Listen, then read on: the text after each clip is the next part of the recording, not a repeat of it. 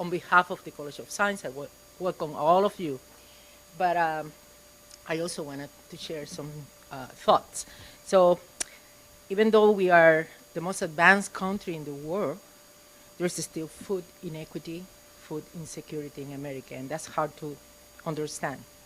Unfortunately, this is not an academic problem for us in the Valley. It rings the bell too near home, and we know that. The Valley is a rich agricultural region, and yet it suffers from social economic disparities that create food insecurity in many families. I'm very hopeful that this summit, which brings together many of the stakeholders who can tackle the food insecurity problem, will create the opportunity for an honest dialogue between all the parts that can make a difference for our communities and create a pathway for a more equitable food system for the Rio Grande Valley and for many other communities across America.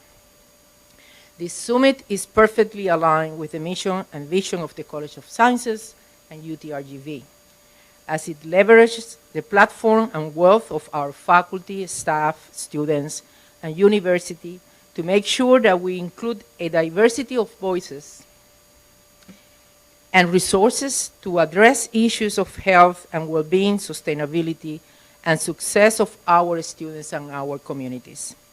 Our programs in the college, including our new degrees in sustainable agriculture and food system, and our master in agriculture, environmental, and sustainability sciences, all aim to prepare students to help contribute to this important work. I want to use the opportunity to applaud the efforts of our students, graduates, and current students whose work is going to be highlighted here at the summit, as well as other students who are working towards the same goals. Be sure that no matter in which capacity you are participating in this event, if it is in the support of food systems that are sustainable, equitable, and prosperous for all, the College of Sciences is your partner. Enjoy the Food Summit. Thank you.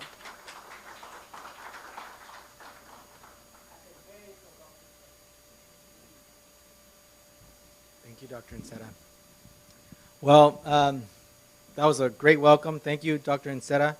On behalf of the Center for Sustainable Agriculture and Rural Advancement and our program in agroecology and resilient food systems, we'd like to welcome those who are present, as well as our virtual audience. I know that people are going to be coming and going, but before we launch off into all of the dialogues we've got planned for the day, I just want to give you guys a little context of how this came to be. So the Food Summit is actually put on with through a generous donation from the W.K. Kellogg Foundation, who approached us last year and wanted to support some of the work that's being done through the Center for Sustainable Agriculture and Rural Advancement and UTRGV in general. And one of the things that the foundation has really encouraged across the country is just dialogue and inclusion, and make sure that people from all sectors of the food system, be it consumers, scholars, students, activists, community-based organizations, government officials, policymakers, that we all have a conversation together. And yesterday, when we kicked off the summit, you saw some of that. We had a very provocative film around the history of farm worker organizations here in Texas, and in particular in South Texas. And afterwards, we had a dialogue with some of the activists in the film and the advocates in the film, as well as some farmers and some photographers and community members. And it's that kind of dialogue that I think we need to foster more of, and that is the entire purpose of this summit. So the themes here at the summit, there's about 8 themes that you're guys going to see throughout the next couple of days. Those weren't themes that we decided, on our own. This is a product of months-long meetings with our advisory committee that consists of community members from all sectors of society. And they agreed that some of the issues around food procurement, farm worker rights, community-based action, policy, some of those themes education and health.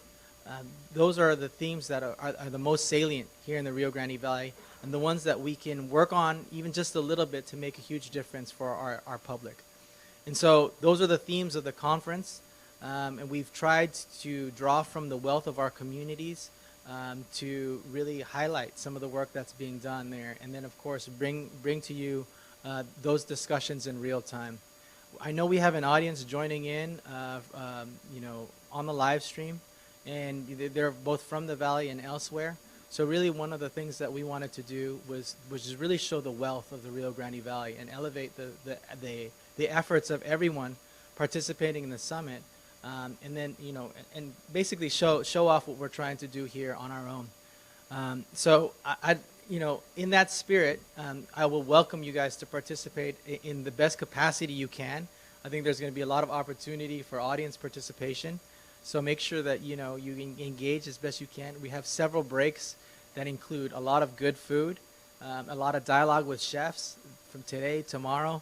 So please, by all means, enjoy the summit, and make as many connections as you can. And we're going to continue this hopefully in the next year, and continue to have these dialogues over the next couple of years. So with that, I want to turn it over also to, well, first of all, I want to thank some folks really quickly, because we've had a lot of help, in particular from the Office for Sustainability, UTRGV's Office for Sustainability, who invited us to offer the food summit as part of Earth Week. So they've been a tremendous amount of help. And then, of course, our IT team and the facilities team that helped set up this room. And then also, in particular, we would also like to thank the help of the Institute of Ecology, Scholarship, and Health. I'll tell you this, it's very interesting because, we had other options to choose from, but one of the priorities for us is, of course, to build capacity in our public. So we worked with a youth-led organization, local, that really knows the issues of our region really well. And the organization is called the Institute of Ecology, Scholarship, and Health, and they really helped put on the production. The CEO of the organization is Hernan Colmenero, and he will give you guys some instructions on how the course of the day will go, and he will also him and his team will also help facilitate the transitions between our panels. So Hernan, come up.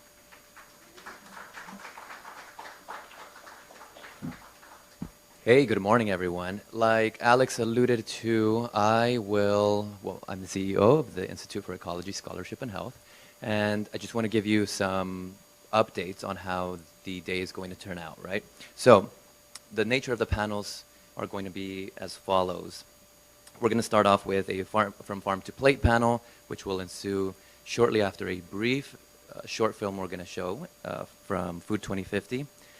It's called A Place of Cool Waters. Then we'll kick off with the panel. After that panel, we're going to have a youth panel. Some of the students are already in the room here, and it's going to be very interesting to hear what they have to say about agriculture programs. After that, we're going to have a break, followed by another short film, and one last panel before we go into lunch. So we have a packed day ahead of us. You'll see me right before lunch as well to kind of guide us again into the next happening. But I hope you all enjoy the next conversations. And if you have any questions, you can reach out to any of my team members. Bella is right here. Mackenzie is right there. If you can raise your hand, y'all. And there's a couple of other folks who I don't see in the room. And live streamers, you can't see any of that, but rest assured, we are here in the room and available for support via the chat box. Thank you all. Let's go ahead and get started here. I want to introduce Miss Rosie Woodrum, who is a Child Nutrition Program Director for Mission Consolidated Independent School District. She's been the CNP Director for 25 years with Mission. Previously, she was a CNP Director and teacher in Ohio, but is originally from Mission, Texas, where she now resides.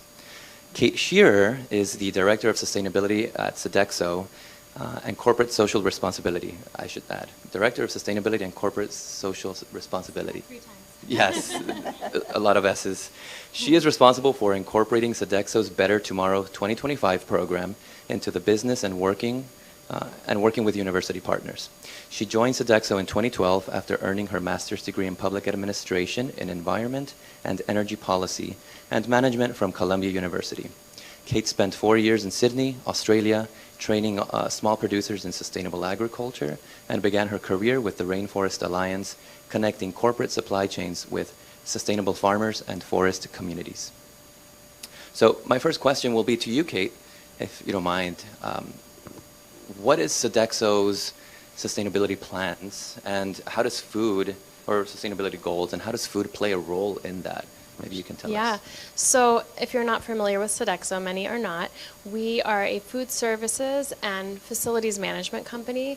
So we actually do the food service here on campus, as well as, campuses all over the country. We also work in schools and hospitals,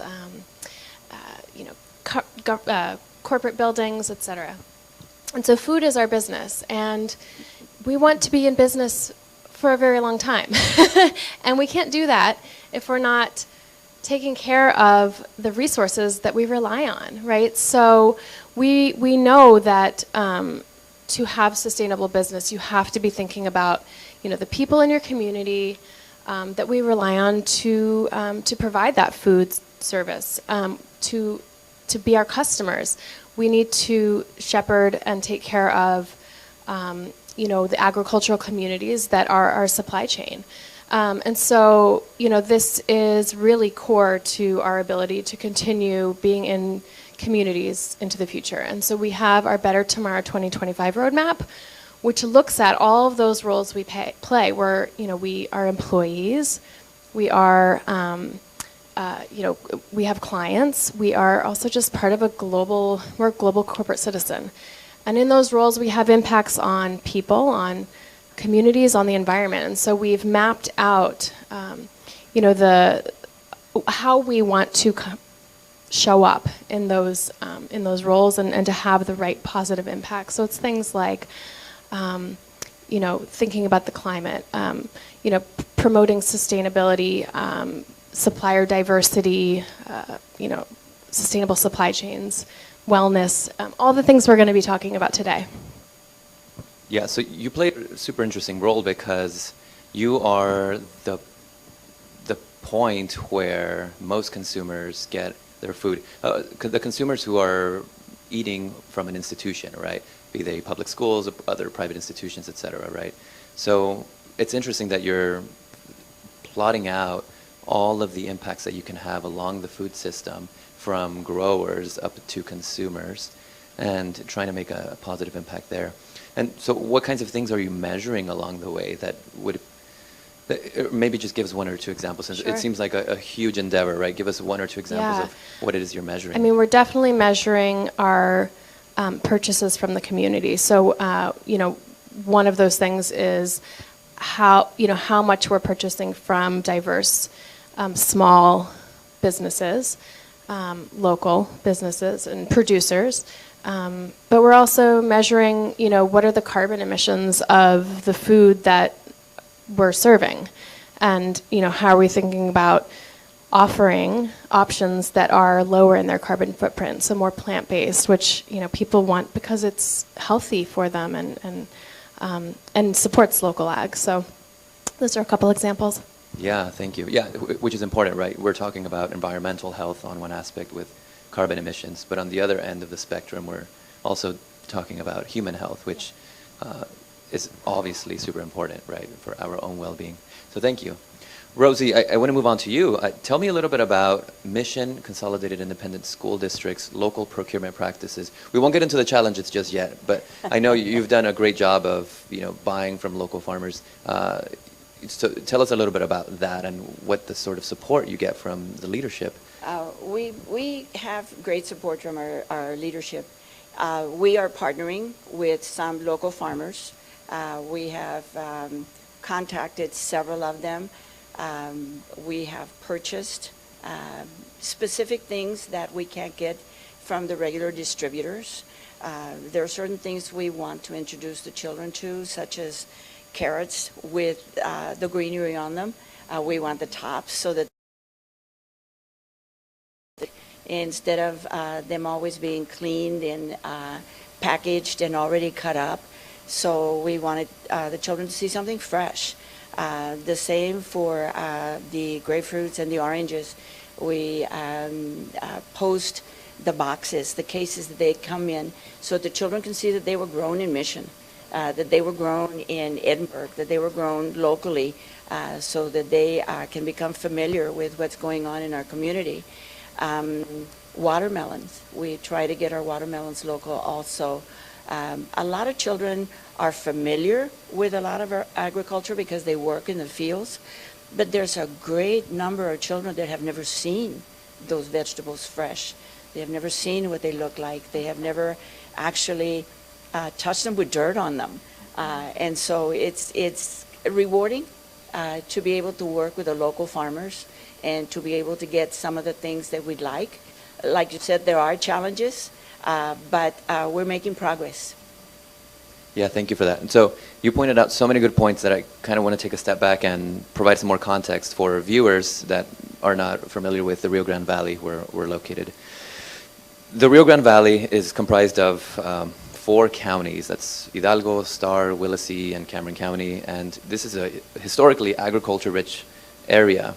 And we, to this day, right, we are a hotspot for agriculture. There's a lot of issues around that, social issues, environmental issues that we can discuss, but ultimately what we want to address is some of the equity issues. So giving more access to folks who live in this area to the food that is being grown in this area. And we are seeing that the folks who live in this area oftentimes don't have access to the food that is being grown here, which is a paradox that we want to begin to unravel, so to speak, right? So as you're talking about buying watermelons from local growers, this is a rich place of watermelon production over where it grows. Or carrots, we also grow a lot of carrots here.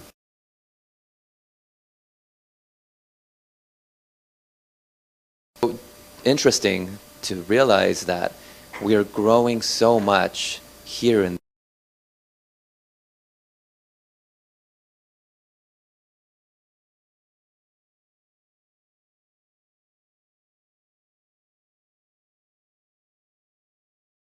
for folks here who also, just to add a little bit more context, this is a very impoverished region. The per capita is, I'm forgetting what it was last year, but it's among the lowest in the country. So there's not a whole lot of opportunities to buy some of that produce, right? So I applaud your efforts in just connecting Mission, CISD, with local growers because it's helping the economy, it's helping students also realize that this is a more flavorful choice. It's a healthier choice. It's also arguably the better choice, for so many reasons. And I think it's hard to argue against that more and more these days. So thank you. Okay, this next question's for you. You've worked, as I briefly mentioned, in all over the world, and we've talked before, so I know you've worked in more places in the world. What are some of the challenges with sourcing local products for a massive institution like Sodexo? And at the same time, kind of give us an idea of how big Sodexo is. But yeah, what are some of the challenges? Yeah, so Sodexo is global. I mean, we're fluctuating, so don't quote me, but 60 some odd countries. And, we have thousands of clients. I think we service 500 campuses across the U.S. alone. And so so to map local farms to all of these clients, it's not possible. I mean, we can't be directly consulting and vetting and bringing on board thousands of small farms around the United States. And so yet we want to be bringing those directly into our supply chain and not having them go all over the country for their processing just to come back. The inefficiency there is just mind-blowing. So we have to figure out how do we create a more efficient and more localized system that works within these big institutional spaces. So some of the challenges that we're navigating are, how do we help our local producers understand what products are most popular in a campus setting or in a hospital setting where there are restrictions, or in a school setting where there are dietary restrictions. How do we get them to get the quantities that we need, or the sizes that we need, the seasonality that we need, and then just figuring out what piece in that supply chain needs to be restructured a little bit so that they can feed into this institutional buying. When we can do that well, and I'll share some examples of when we have, that opens the doors not just to the Sodexo buyers, but to the grocery stores and other large retailers that have some of the same constraints with buying from small local farms. So it's just opening up so much opportunity. But we do pull together. The best way to do that is to pull together dialogues like this, but in a very consistent way. We have had really good success up in Maine and Vermont, where we have an advisory council that comes together monthly. Folks all along the supply chain, the academics, the policymakers, the Sodexos, to figure out where are the opportunities to streamline. One example is our broccoli, the broccoli growers in Maine. Broccoli is one of the most popular items on a college campus menu, but we weren't able to buy local Maine broccoli for our state campuses there. The broccoli was going out, being processed out of state, and then coming right back. One of the barriers was we needed broccoli all year round. We needed it to be frozen so that we could use it in the off season. But the freezing was happening out of state. Well, they were freezing blueberries. They were flash freezing blueberries right in Maine, 3 weeks out of the year. The rest of the year, that technology was not utilized. So through that dialogue and that consistent supply chain communication, we were able to figure that out. Now the broccoli growers are using that flash freezing technology. It's helping the blueberry industry get revenue for the technology, and we can now utilize the Maine broccoli without it going there and back.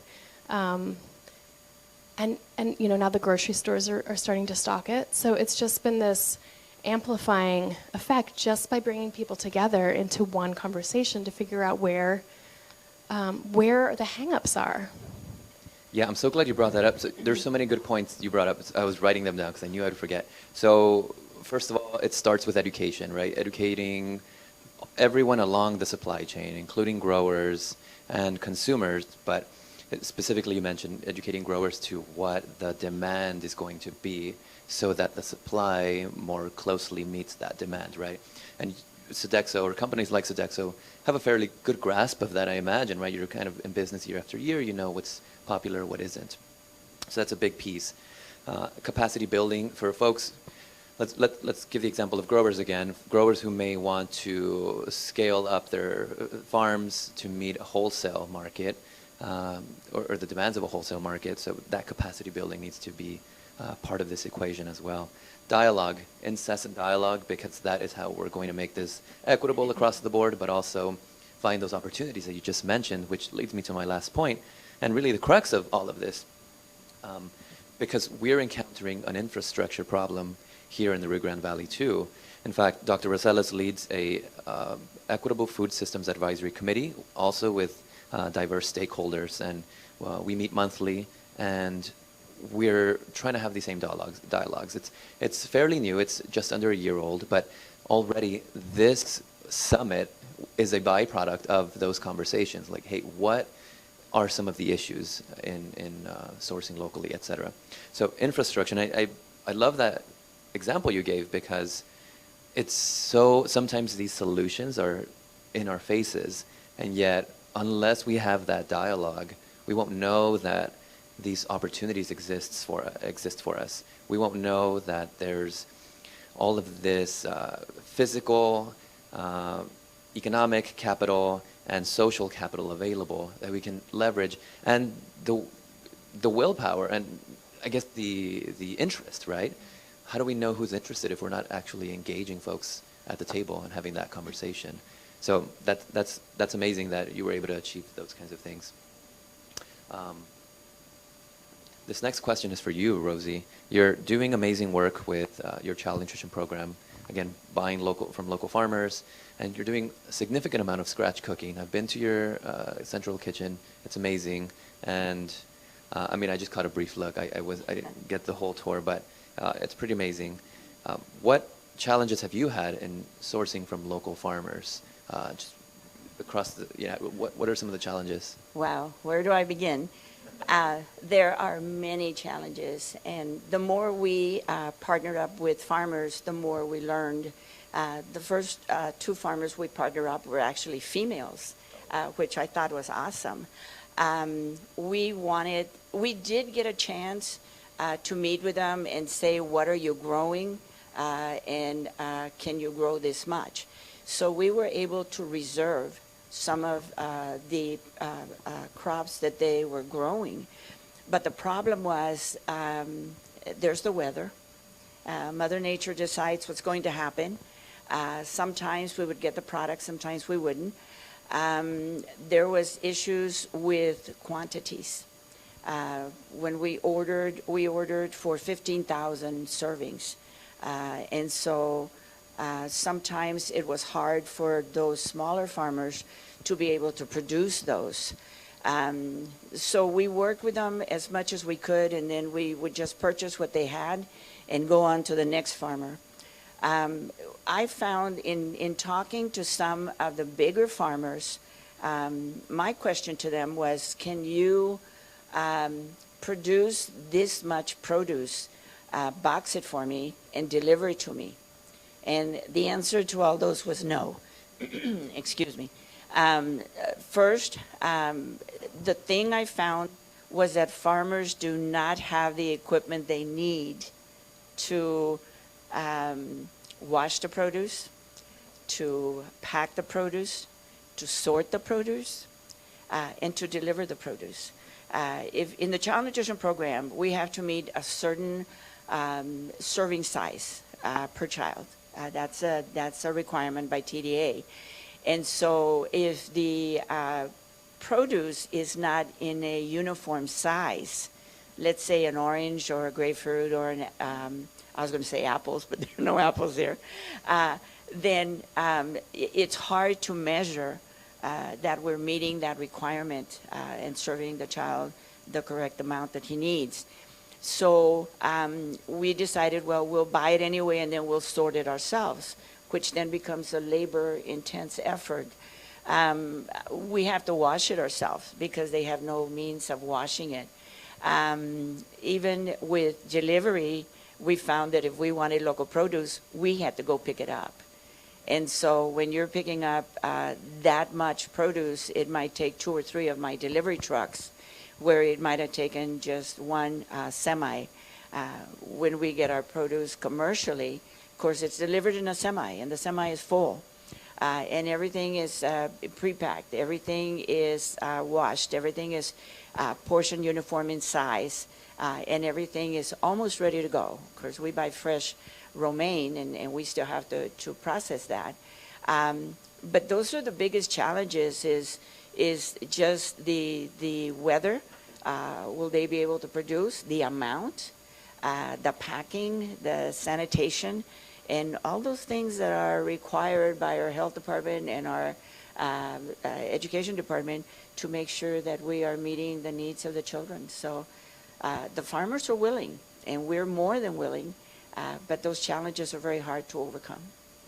Yeah, so I'm hearing a number of things, and there's some overlap, it seems, but correct me if I'm wrong, some of the quantities are hard to meet just because you have, what, 17,000 students plus, right around there? 15,000. 15,000 Yeah. students, okay. So weather makes it a little bit more complicated. I'll get to the infrastructure in a second, but it seems like it can also end up being more work for your staff, and that's hours that you have to pay for, and that suddenly the whole enterprise just got more expensive, right? And I didn't even mention the cost. The price of the local produce is a lot higher, so we are paying more. But because we want to support our community, we go ahead and purchase what we can. But yes, it becomes more of a cost. Yeah, and that's very admirable that MCISD's willing to put up the extra cost because they see the benefits, they see the value in buying locally, which is amazing. It just seems like some of the issues again boil down to infrastructure. If growers had the capacity to have access to maybe community infrastructure to pack, sort, deliver, make sure all food safety policies are being adhered to, that may reduce the cost some, lessening the load or the burden on the financial burden on school districts or other for-profit entities, right, like Sodexo. But you're in a much tighter situation, right? CNPs they have to operate under very strict nutritional guidelines and financial guidelines, right? So your hands are somewhat tied to how much more expensive any product can be. Yes. Is that right? Yeah, we still have our procurement procedures that we have to follow. I mean, there's still certain processes that we have to follow as far as bids and quotes and proposals and that sort of thing. And when you're writing proposals for future product, again, there's that uncertainty that they can meet that. If I want to buy produce next week, and the market value today is low, I'm going to have to pay the market value at a higher price because they don't know what the market value will be next week. So either way, there's always a roadblock. There's always an obstacle. And so those are some of the things that we need to overcome. Yeah, and I've heard some ideas being tossed around with helping, so on the farmer side, having aggregators that can sort of aggregate, for lack of a better word, all local farmers who are wanting to participate and sell to school districts, having a central aggregation facility so that they can more easily meet those quantity demands for a school district, such as MCISD, right? On the buyer side, having something like purchasing co-ops so that it's less paperwork on the school district side of things, but still give access to all of the local growers that have become vendors. And so that bidding process, that formal procurement process, the burden of that paperwork would be lessened. And so, yeah, do you have any thoughts on that? Well, right now, we do have some produce companies that are on regular quotes, weekly quotes, and they are through our co-op. However, there's never the certainty that we're going to get anything local. We get what they have. And so we always request something local, but if they can't procure it themselves, then there's no way you can get it. And sometimes when we are very specific on local, then the price automatically goes up. So it's very difficult. We get what's available from them. Yeah, I can see that. Yeah, so it's a challenge on the supplier side as well. There's many challenges across the board as we are seeing, right? So thank you for that. This question is really for both of you. Consumers, either students or adults, who folks that Sodexo is serving across the board, since it's a diverse group of folks. People are gaining awareness of the health impacts of our food and the environmental impacts of our food, social impacts of our food, and its production. What type of feedback, and I'll let you go first, Kate, but this question is really for both of you. What type of feedback are you getting from your customers about the food that you are serving, offering, sourcing, etc.? Yeah, I mean, it definitely depends on, well, many things. But I think there is a need, really, for anything that we're doing. Yes, in theory, students, customers want, healthy. They want plant-based, sustainable, local. Yet, if the food is not appealing, familiar, delicious, affordable, that comes second. Like that, those aspects always have to be first. It has to be delicious. And so part of it on our side is really like educating our consumers with the choices that they're making. So, we have in our menus, we've committed to doing 50% of our resident dining menus, so on our campuses will be plant-based by 2025. Now, so we can offer as many plant-based options as we want, but if it's not, again, delicious, familiar, accessible to the customer, they're not going to choose that, and then we're not moving the needle on, health, on environmental impact of our food. So I think there's a lot of work that we're trying to do to build that familiarity and that education around food choices. So doing plant-based takeovers and, giving out samples so folks can try and vote on their favorites. I know here at UTRGV, there's a great partnership with the campus Food and Security Initiative and the Hub of Prosperity, where they are doing chef demos of plant-based recipes with the local produce from the farm. So we are trying to amplify that. We brought in one of those recipes, and we're going to be doing more in the fall, right into our resident dining menus. So already you have that, that growing awareness through the chef demos, and we saw that demo, we got some meals, and here it is in the resident dining. So that familiarity builds. They're more willing to try it. So again, it comes down to just kind of getting more educated about the food choices that you're making and why you're making them. Yeah, that's really interesting. So we're hearing a lot of the education piece, right? And this time from the consumer side of things. Because I agree. I mean, we can, at Sodexo as a company that offers food, you could technically do whatever you want and offer whatever you want. But will anybody consume that is the real question. And otherwise, if you're right, you're not moving the needle if we're not changing consumption to more accurately reflect our values, right? Because anyone can say, yeah, I want to take care of our environment, but when it comes down to making that food choice, it's... You don't want to spend your lunch money on something that's not going to taste good or nourish you or, just feel good. So yeah, I don't. I definitely want my food to taste good. Yeah. But I just love food. So, and visually appealing too, particularly for kids, I imagine. I mean, do you find that kids won't eat food even if it's delicious, if it's not visually appealing? Are they turned off by that? What have you seen? That's one thing that we focus on. You have to have, I always tell all my staff, the children eat with their eyes first. And I'm guilty of that. If I see something and it looks a little strange or a little different, maybe not today, maybe tomorrow, or maybe I'll take just a little corner. And so what we do a lot of times is we offer the children a taste. Just take a taste. Take one pea. Just take one pea and try it. And if you like it, take it next time. If you don't like it, well, just say you don't want it. But some of the feedback I'm getting is organic. The children want organic. Wow. A lot of it didn't even know what organic was. And the children are coming up and say, well, is that organic? The best part about the local farmers is everything we purchase has been organic. And so it makes it great because we can say, hey, this is organic. And so some of them have no idea what that means, but they want organic.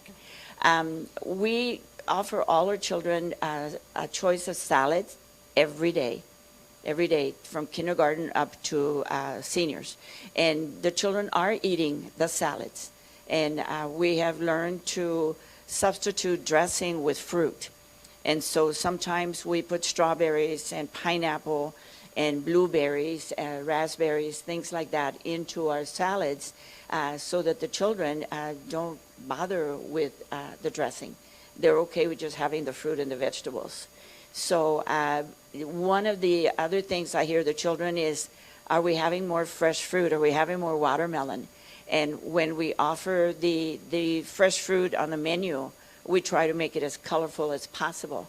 And the children come in and you hear them yelling as soon as they see that. And they said, hey, we're having blueberries and watermelon. And so they tell you what they want. If they don't like it, they're very vocal. They don't hold back on saying, that tastes terrible. And so we don't offer it anymore. Every now and then we'll try something new. But our fruits and vegetables are probably the most popular ones. Broccoli, of course, we serve a lot of broccoli because with our nutritional requirements, we have to offer a dark green vegetable. And usually it's 2 times a week. And so besides broccoli and spinach, there's very little else that you can serve that the children will eat. But we do a lot of fresh spinach and a lot of fresh broccoli and a lot of fresh tomatoes to meet the red orange. That's another requirement. But the children do seem very accepting of the fresh fruits and vegetables. So we try to just keep going with that with them. Yeah, and that might be surprising to some, right? Students liking vegetables. It's surprising because I think we have this idea of, or maybe this memory, that we give a student this bland vegetable that was grown in a greenhouse halfway across the world and has been in transit for who knows how long and wasn't even ripe when it was harvested, but was just sprayed with some gases, and now it's bland when we taste it, right? So that's what students don't like. That's what none of us like, actually. We have a sodium restriction, and I see Carmen Lerma out here from Region 1. She's a director from Region 1, and she can tell you that sodium is probably one of the things that everybody gripes about, because there's a lot of vegetables that just don't taste right without salt. So we try to find an alternative. And one of the reasons our children eat a lot of broccoli is we put cheese sauce on it. And so you find something that they like and try to top it with that so that they will eat it. And like I said, again, with the salads, just put some of the strawberries and blueberries that they like. And then while eating the vegetable, the fruit, sometimes they accidentally eat the vegetable and realize it doesn't taste that bad. So then they start eating it. So This sounds like dinner at my house. That's hilarious. Yeah, I wanted to touch on 2 other points you mentioned. How the sort of education goes from both student, well, I think you mentioned that students are coming in requesting organic, and sometimes they don't even know what organic is, but they probably heard it at home. They were told that it's better for them, and they sort of accepted it, right? And so the education happens from both parent to child, but also from child to parent, right? So exactly. If you're exposing students to new products, that's going to pour over into the household as well, yes. Right? I mean, have you seen that happen? Yes, we have. We do nutrition education training. We have 3 dietitians on board, and we go out into the classroom, and we start with the real little ones, because that's where they start to learn what to eat and not to eat, even if they've never had it at home. I wanted the children to try broccoli, and so we cut it up as little trees, and we told them it was little trees. The cauliflower was little clouds.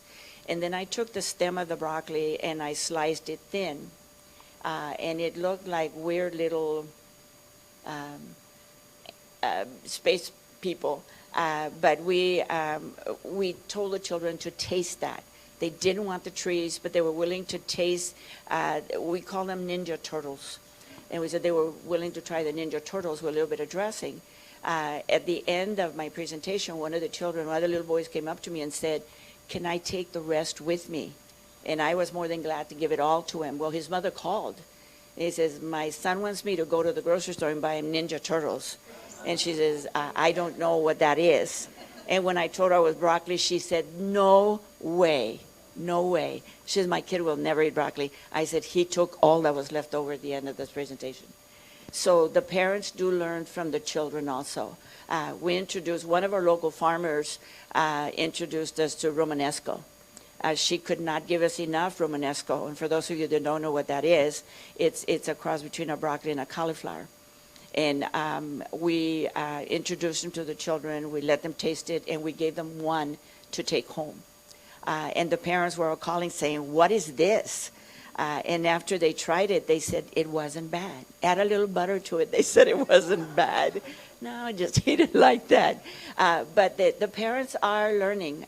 We introduce our children in 7 campuses. We have a fruit grant, a fruit and vegetable grant, and we introduce them to things that they have never tasted. And so we give them one to taste at school and one to take home to eat at home. And so the parents are learning about the different kind of vegetables that are out there that they've never heard about. And so it's kind of awesome when they call you and they say, wow, I didn't even know you could buy this. Sometimes I have a coordinator who's also a dietitian, Edna, and sometimes Edna would say, we're going to try Hidden Rose orange. And I look at her and I say, what's a Hidden Rose orange? Ah, she says, I'm bringing something new for you too. And so there's this wonderful, super sweet orange that when you cut it, it's a bright pink. And it's only grown in certain areas of the country. And so it's great when we're able to teach the parents about our fresh fruits and vegetables also. But they do learn from the children. Yeah, definitely. And I mean, I've seen that in my own work, but I wanted to see what your experience has been. Oh, so I want to applaud you all. We're about to close up here and take some questions from the audience, but I definitely want to applaud you all because you can make such an impact with your positions in your institutions. So, you know, just the fact that you're thinking about this, the fact that you have plans for how you can improve how you can show up better for your consumers, right? Your clients, your students, your constituents.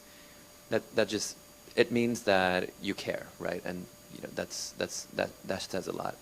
I also want to just point out that sometimes it can be a little difficult for, like, if we're asking, as these big institutions asking small growers, well, you need to have all of these things, and sometimes we need to because of policy. Sometimes, you know, leadership just won't budge. But if we are able to, if we can start being a little bit more flexible with what we are asking of our growers and asking ourselves, do we need all of these things, right?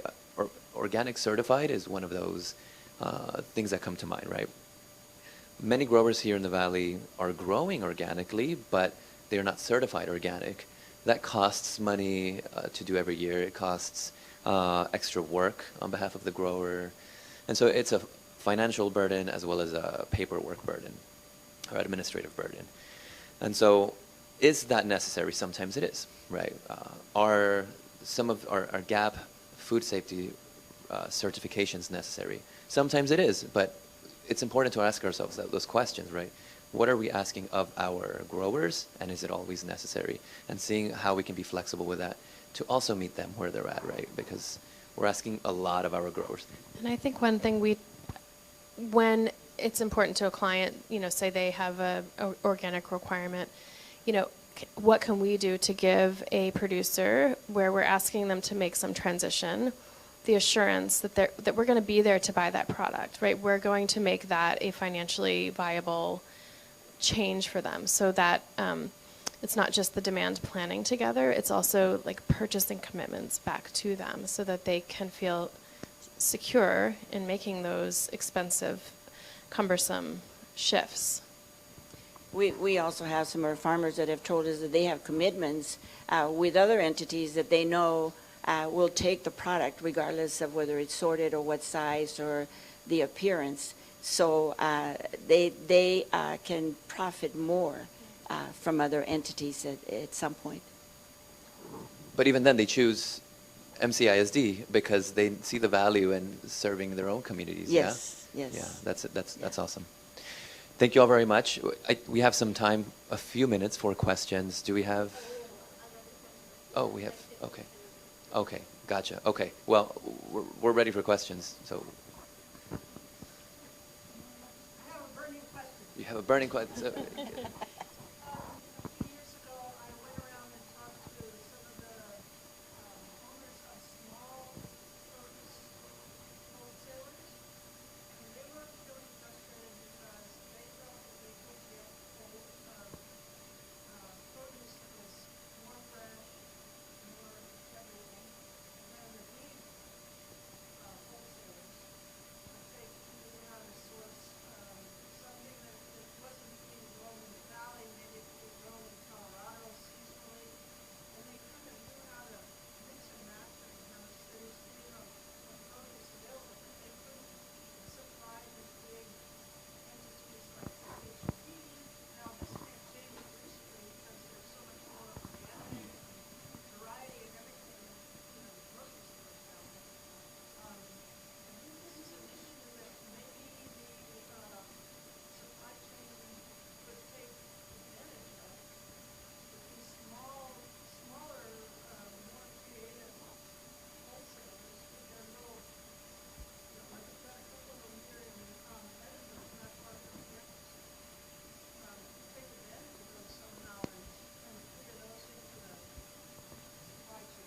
Yeah, so for the folks on live stream, I don't think you heard that question, but you're essentially saying that you've seen what I would call an aggregator that is able to pull or source products from really across the country according to seasonality, and is able to provide those local products to folks here without compromising quality or taste or even jacking up the prices too much. Is that right? They, Yeah, what is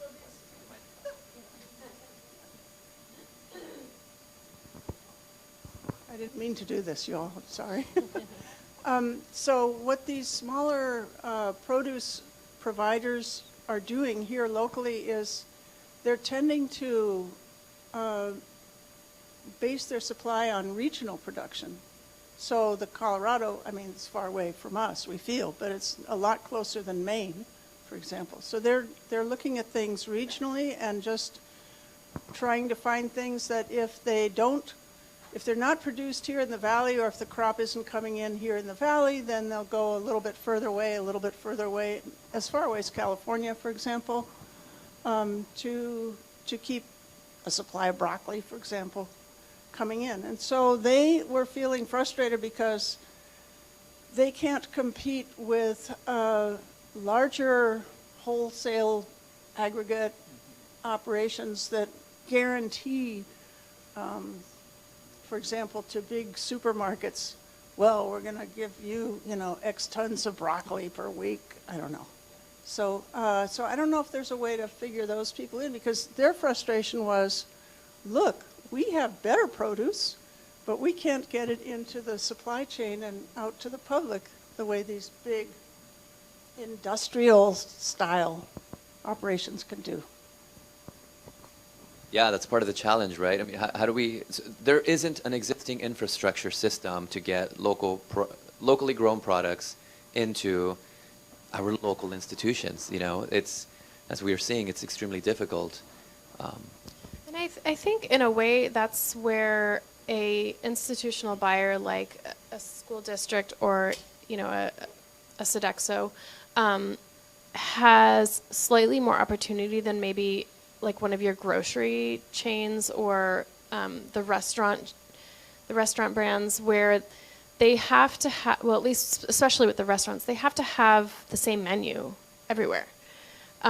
We do have that flexibility to customize our menus to regional tastes, to preferences, to to budgets. And so while we have our kind of culinary teams designing menus to our specifications, we're talking about thousands of recipes to draw from. It's not just the 25 standard options on a menu that goes nationally or regionally. So I think that does give us slightly more opportunity to, to be provided by those more regional distributors as opposed to the national distributors. And so I think that's a great reminder to us to utilize that advantage and really identify where those regional cooperatives are. And I mean, I think when our clients care, I mean, we also try to, do 150 miles first, right? So Rio Grande Valley first, regional second, but we need to be connected with those, that type of distributor that will do that in partnership with us, not, yeah. Yeah, thank you so much for the question. I have some really good questions here, so please keep me on time. I don't want to go over too much, but... Okay. Oh, great. This is a very interesting panel. People have a ton of questions. So the first question here is, what can local health authorities and cities do to close the gap between school food services and local farmers for buying local? Maybe anybody want to take a stab at that? I think right now it's more of infrastructure. It's getting them what they need. I don't know if it's more funding. I don't know if it's more awareness. I really don't know, but I do know that they don't have the facilities to do what needs to be done as far as cleaning the produce and sorting the produce. So I think that would be the number one thing.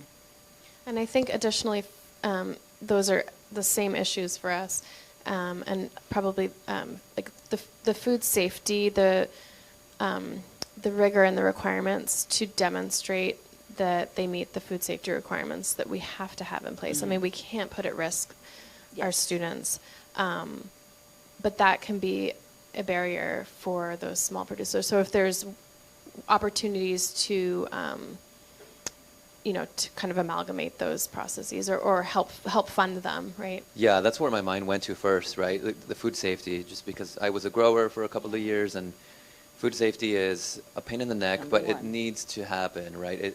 It's the foundation of it, right? We don't want to get anybody sick with our food. So I would agree wholly with both of you, and I'll just echo your point. If health authorities can facilitate good food safety practices without it being so burdensome for growers, particularly small growers, that's who it's most burdensome for, that would be a huge help. So thank you for the question.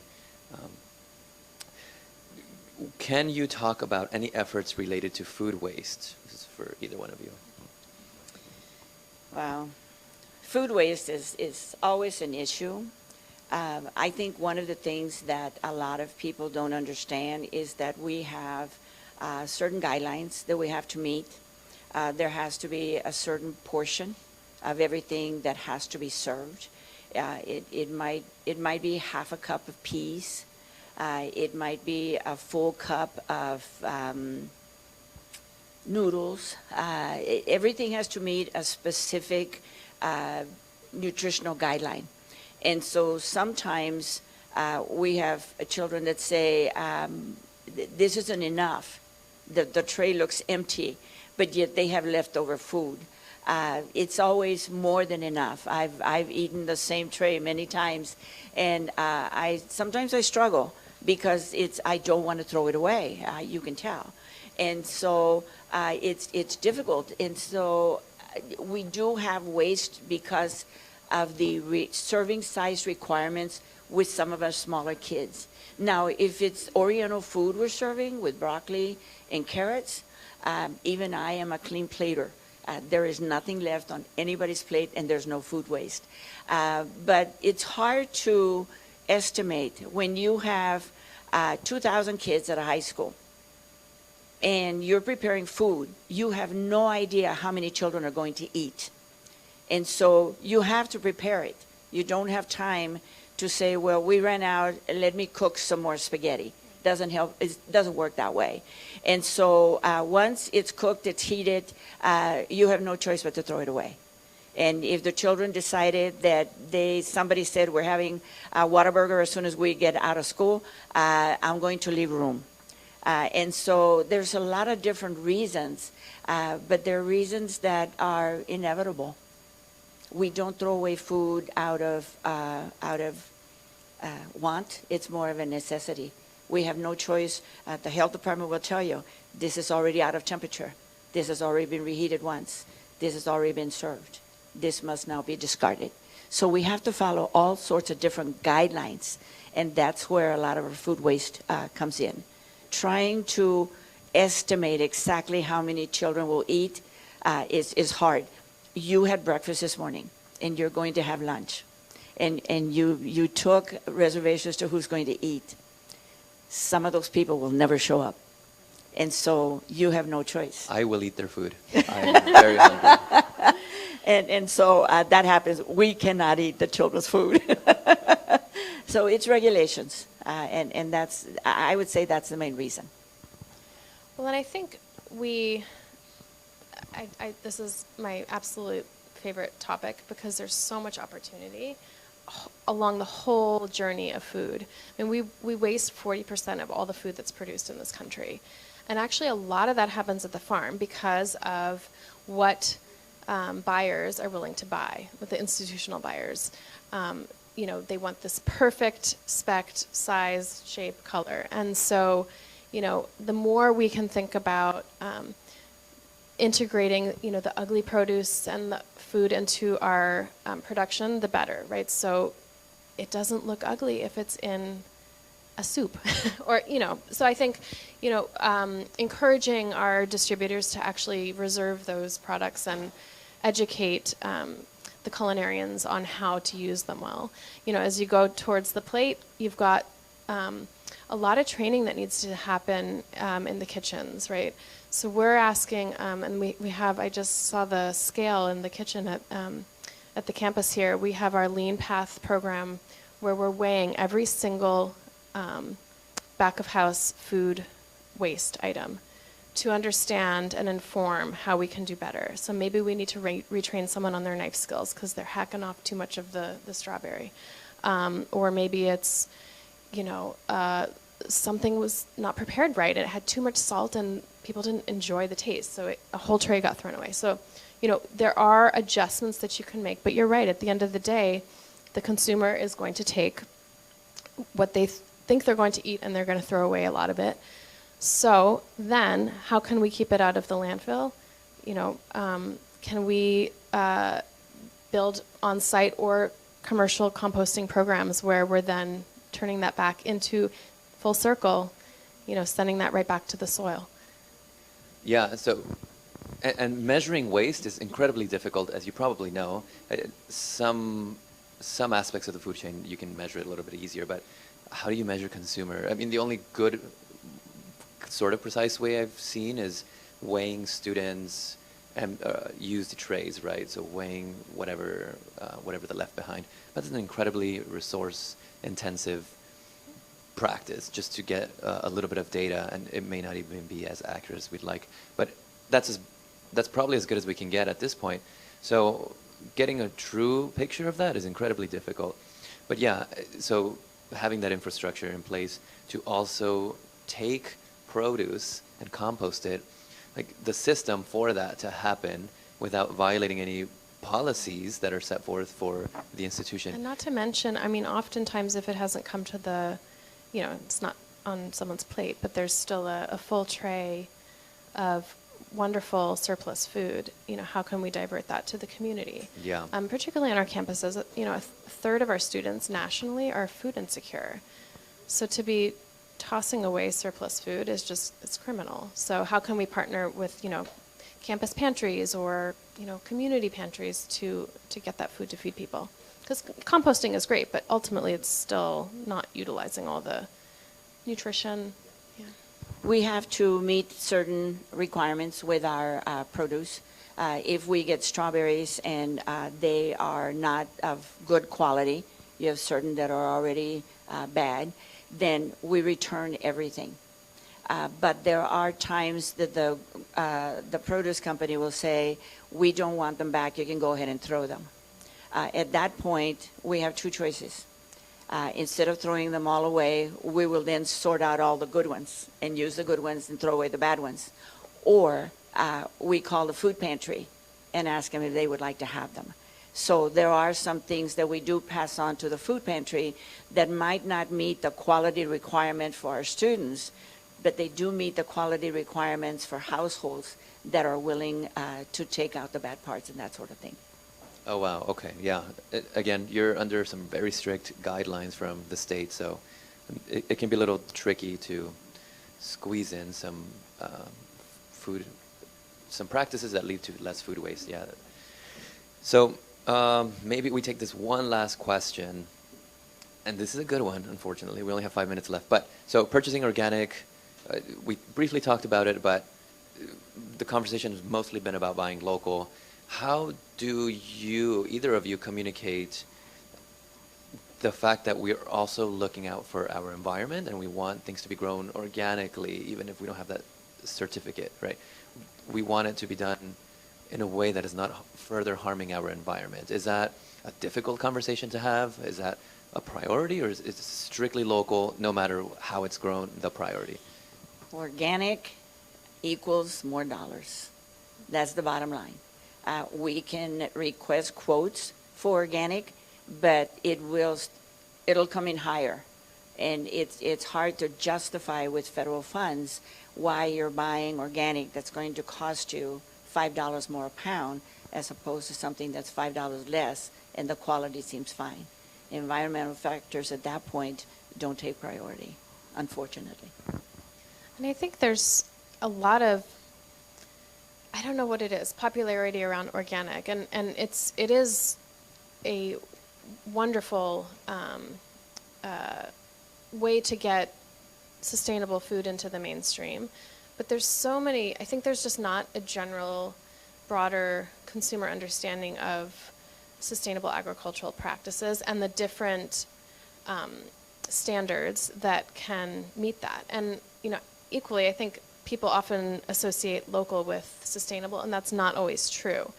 So there is a lot of education that is required to get people to make choices based on their personal values and their budgets and their preferences. So there's not like one answer to, you know, this is the standard we should be following.